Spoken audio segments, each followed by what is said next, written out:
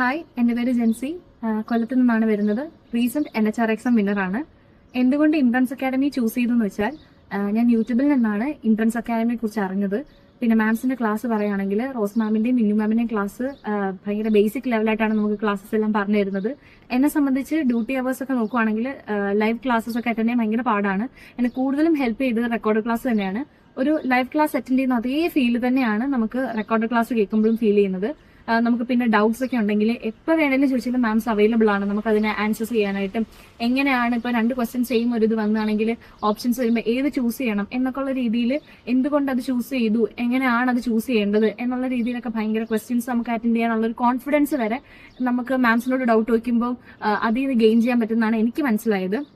പിന്നെ എൻ്റെ ഫാക്കൽറ്റി അതിൽ ചിഞ്ചു ചേച്ചി ഏറെ പ്രത്യേകിച്ച് പറയുന്നു. കാരണം ഒരുപാട് ടൈമിൽ ഞാൻ ഭയങ്കര ഡൗൺ ആയിട്ട് അല്ലെങ്കിൽ ബാക്കിൽ വലിഞ്ഞു നിന്ന സമയത്ത് എൻ്റെ എയിമിലേക്ക് എന്നെ എത്തിച്ചേരാനായിട്ട് ചേച്ചിയാണ് കൂടുതൽ ഹെൽപ്പ് ചെയ്തത്.